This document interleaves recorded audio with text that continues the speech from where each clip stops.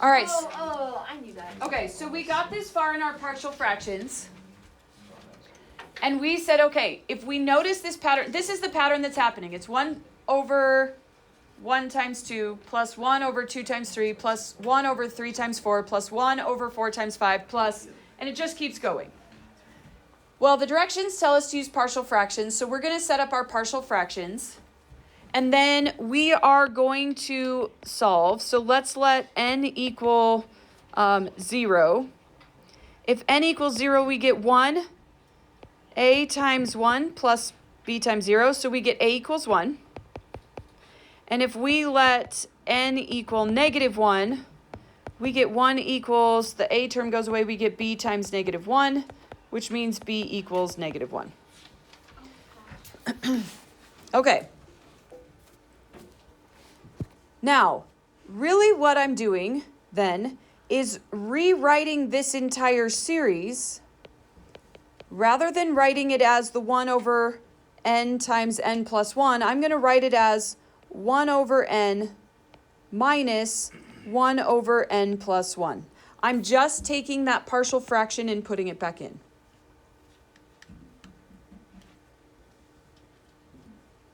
Okay. It would have helped you so much with the homework, yes. All right.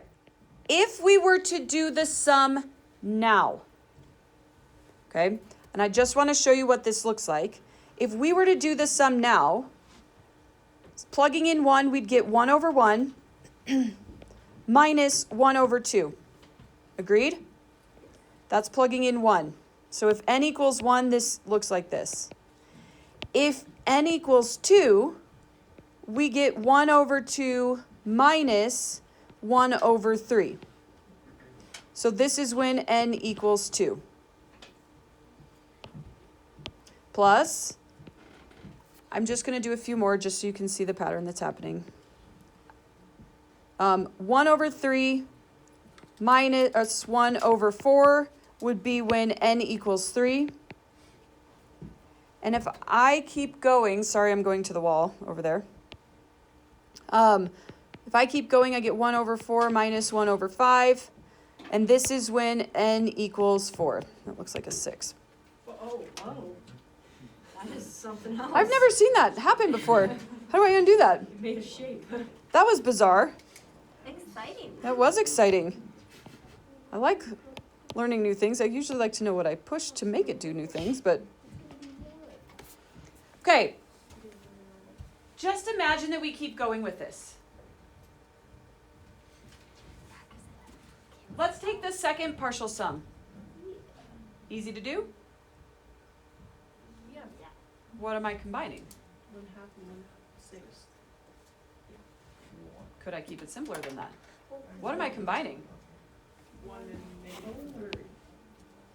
Don't those go away? So if I were doing the second partial sum, I'm really combining 1 and negative 1/3. 2/3. I got rid of those middle terms. Oh, but what if I wanted to do the third partial sum? They're just going to keep deleting each other. No. I'm going to get rid of these. So I'm really combining 1 minus 1/4.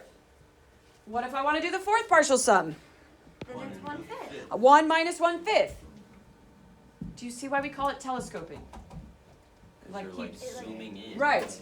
Keep shrinking in on each other, getting rid of that. So if I wanted to find the sum of the first 4 terms, we would do 1 minus 1/5. Okay, but what did we actually just do? We took our first term. If I wanted to generalize this,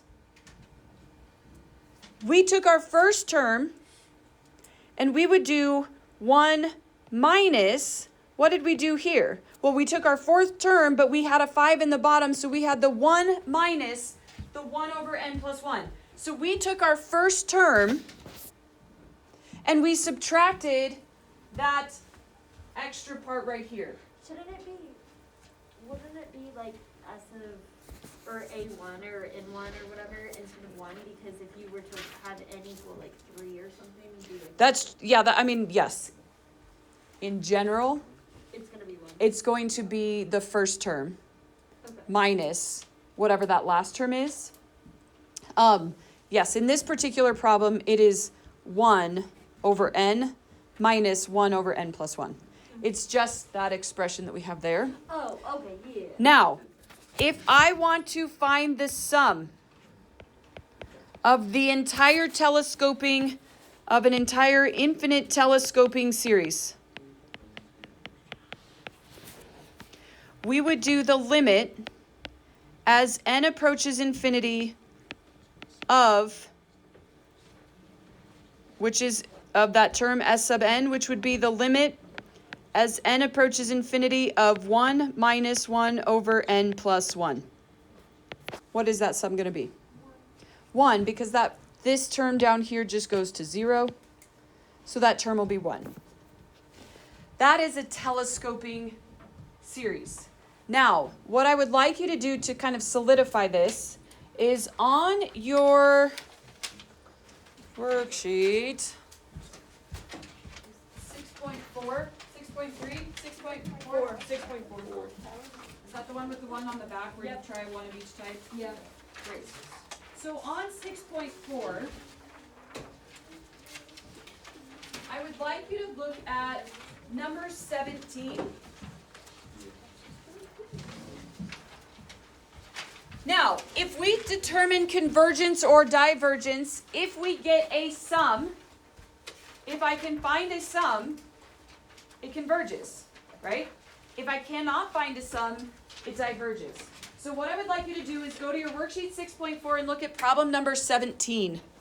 Problem number 17. And try that problem.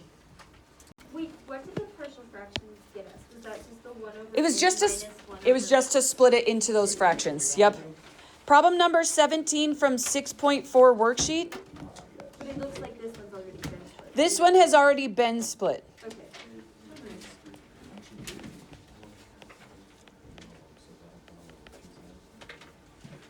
So try this one, and then we'll come back and see. I want to know if it converges and what does it converge to? 1 over n plus 1 minus 1 over n plus 2, you do 1 half, because that's the first term, right? Yes. What would be my sum? 1 half minus 1 over n plus 2.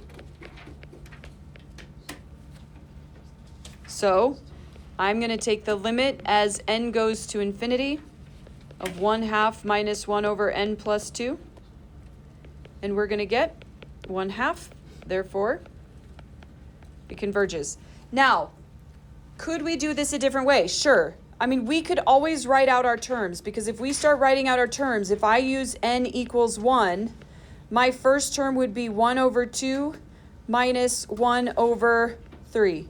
My next term would be 1 over 3 minus 1 over 4. That would be when n equals 2.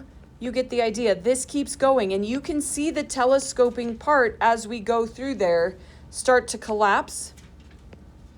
1 over 4 minus 1/5 when n equals 5, 4, 3. Goodness gracious. N equals 3. And we can see that telescoping part start to collapse. If we're doing partial fractions, or if we're doing partial sums, you can add up all the terms. That's fine. But if we're doing an infinite sum, it's really easy to just say it's the first term and the last term. So if you start to see that pattern where when you plug in one number, you're going to get one number, the next number, that same number repeats, and it starts that pattern, that's a telescoping would be the easiest way to do this. Good? How often Yep. do these converge? Oh, Do they ever converge? Because I feel like it seems like they I can't always- think of an example where they wouldn't converge. Yep. So can you not use the integral test for it? Oh, sure you could. But if you do it, then you would get it that it diverges, because you would get the natural log of the absolute value of n plus 1 minus the natural log of the absolute value of n plus 2. But then that Exactly. minus of those, you would divide them. Because you would get, what if you took the limit using the integral test, right? Limit to infinity of those? Yeah. You'd get infinity minus infinity. We can't have that. That's an indeterminate form. So we'd have to rewrite it in some way. So we'd write it as a division problem. And then we'd do the e to the, right? And then it would end up converging. Because the bottom would grow quicker than the top. It'd go to 0. Good question, though. That's a great question. Yeah. Any other questions? All right. So the rest of the time today,